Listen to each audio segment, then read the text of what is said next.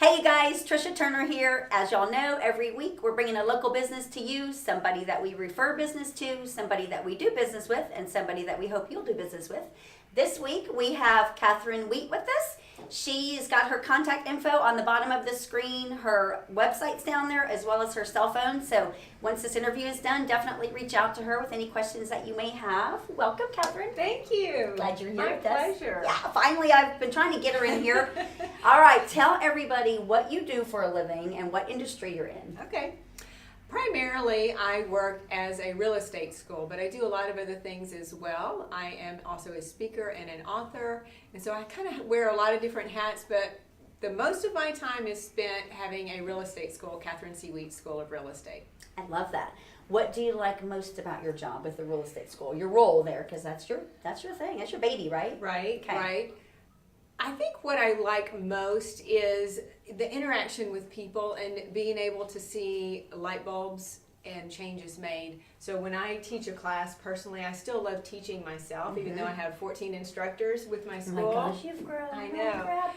I really enjoy that interaction with people and changing lives. Even if it's just in a small way, I feel like I can make a difference, and that brings me a lot of joy.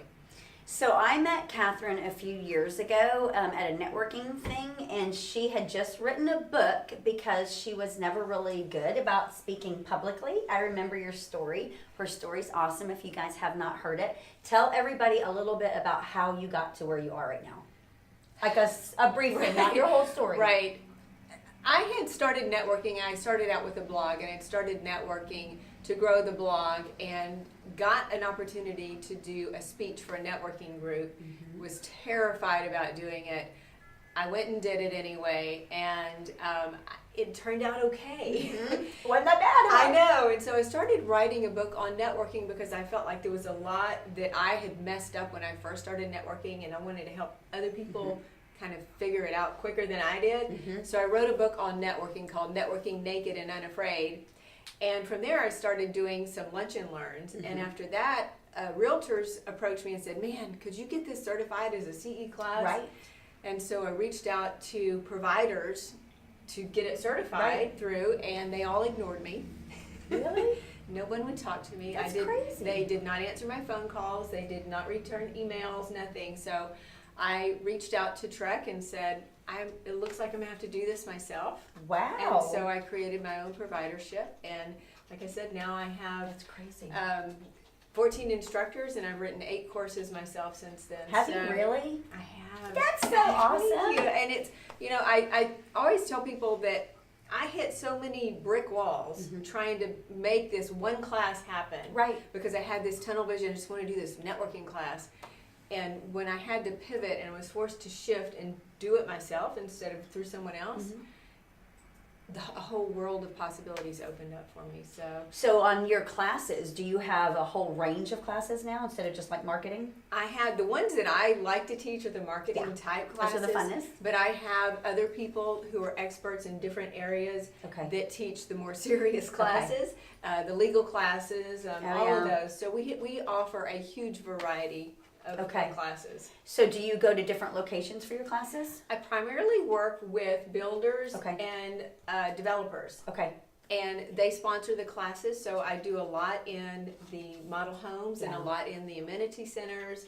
So we're just all over the place in new development mainly. Okay. What do you think is your biggest challenge with growing this business? Managing people. I bet. Oh my gosh. I can relate. I tend to want to help everybody, and I'm quickly realizing I can't help everybody, and I've got to be more selective with who I bring in and your time to start with, so I don't have to spend so much time on that one person. Yeah, I love that. That's perfect. What's your biggest pet peeve in the industry? I know there's probably a lot, but the big one. What irritates you? Not really. I would say probably complainers.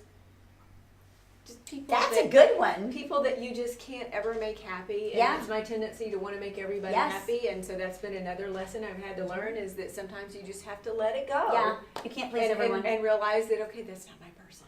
No. I can't make them happy because No. we do these acrobatics and bend over backwards and whatever.